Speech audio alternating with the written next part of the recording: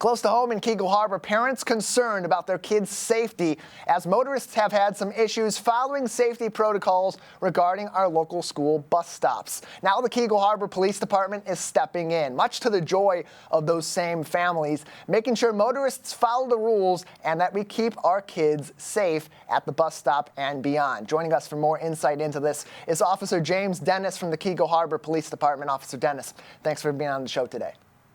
Morning. How are you? I'm doing well. How are you? Not bad. Good to have you on to talk about this. This has been a growing concern. It sort of caught a little bit of fire on local social media in Keego Harbor about particularly motorists during the morning and afternoon rush not paying attention or straight up ignoring buses that are stopped on Orchard Lake Road, dropping our kids off from their local school or picking them up for the school day. And so as this became a rising concern, how has the Keego Harbor Police Department stepped in to help mitigate this issue, not only to inform motorists of what they're responsible for when school buses are nearby, but most importantly, to keep those bus stops safe for our local kids and families?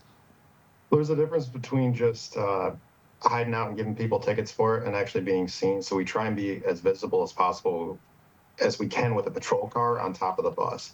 A lot of times we find during rush hour, people are rushing to work. So it's normally not just they're passing the school bus, they're also speeding and there's other infractions on top of it. So we're just out there enforcing it as much as we can.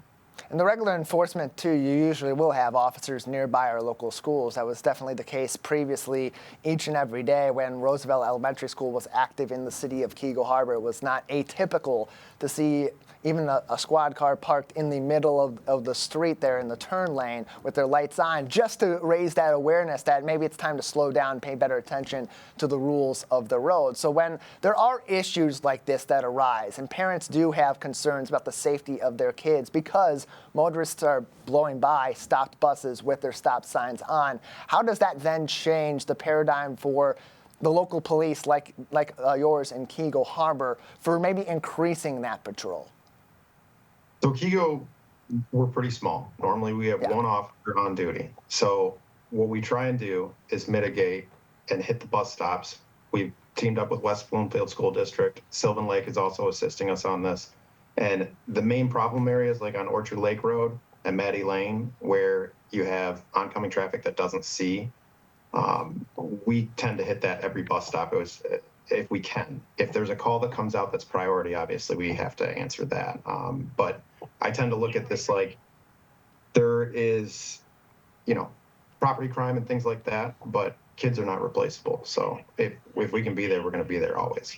And it's kind of an oddity, too, in our local area, not just in Keego, but in the rest of the Tri-Cities and in West Bloomfield, that we have a bus stop right in the heart of a main thoroughfare during those rush hour times in the morning and the evening on Orchard Lake Road, two lanes going in one direction, one in the other, typically at any point of the day. That's got to add some factor into this. Maybe motorists don't understand the rules of the road when it comes to buses fully stopped, even on a main thoroughfare like that, if they're on one of the far lanes on the right side. So even if they are all the way over on the right side, they're parked in front of maybe the Lodge or other places on Orchard Lake Road going through Keego Harbor, and they have their stop lights on. What should motorists be aware of when they see those lights come up and to understand that they need to help make sure these kids are safe, but also that they're not going to put themselves in a position to pick up a pretty significant violation on the road? Yeah.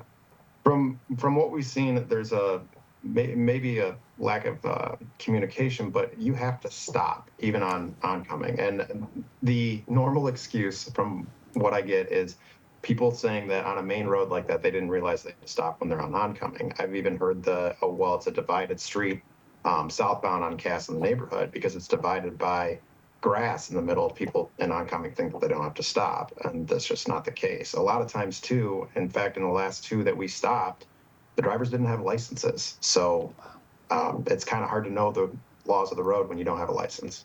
Yeah, that's definitely for sure. And there's other factors too that play into even the patrol and the enforcement of these bus stop areas when there's so much traffic on Orchard Lake Road? What are some of the common issues that maybe make it a little bit difficult to enforce, particularly when it comes to ticketing these individuals and tracking them down? If someone does see somebody blowing by, even if it's one of your officers, what sort of challenges arise in identifying and stopping drivers who do illegally pass these buses at any point in our day?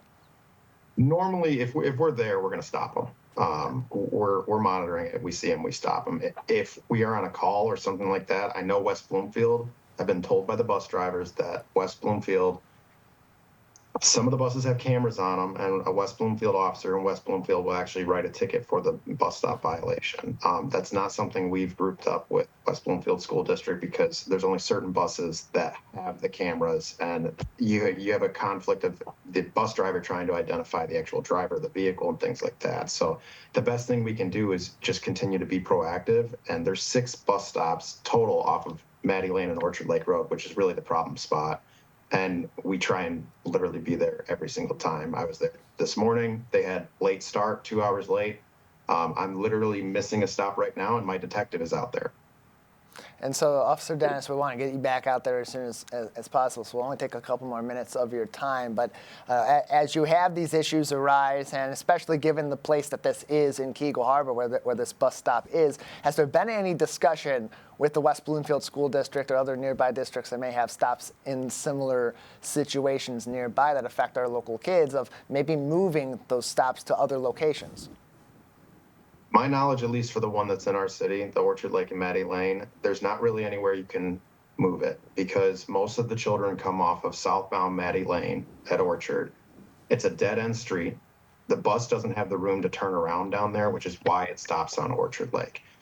The next stop would be way far up the road, or we'd have kids crossing the street on Orchard Lake, which is an even bigger problem. So, I mean, at this point in time, us and Sylvan have been attacking it pretty hard at that spot. And then I actually just met up with a deputy from Oakland County Sheriff's Office today that's part of their traffic unit, and he was even helping us today.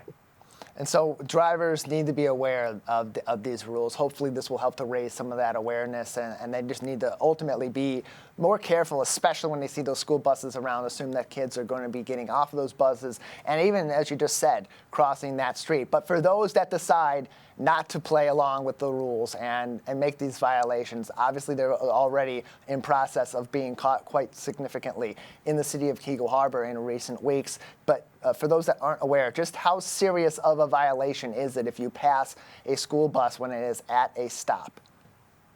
It is going to be a $500 fine. It's a lot, and 3 points. Yeah. And we're strict on this. When it comes to the kids in our city, we're not playing games on tickets. Other things you can write warnings on, speed, stuff like that. But whatever we got to do to protect these kids out here, and if that's writing big tickets, that's writing big tickets. We have no problem doing that if they're going to disobey the stop signs on the bus. In a small town like Keego, small towns like Keego, Sylvan, even Orchard Lake, those Tri-Cities, really going to have to go out of your way to get yourself a traffic violation. That about the worst way possible you can do so. Officer Dennis, before we let you go, anything else that the community should be aware of on this matter, or lasting messages from the Keego Harbor Police Department to the greater community about this particular area of Orchard Lake Road? Just be safe, drive safe, be vigilant. I know early in the morning it's easier to see the bus. When it's still dark out because of the flashing lights on the bus and everything else. It's the later hours of the day, people rushing in at 8:30, that we have a big problem. Just know we're out there, we're enforcing it, and if we stop you, you're getting a ticket. And it's good information to keep in mind, too, as we approach daylight saving time, and those days are going to get darker and darker later on when kids are going to be getting to those bus stops. Officer Dennis, thank you for your time and insight today. Thank you.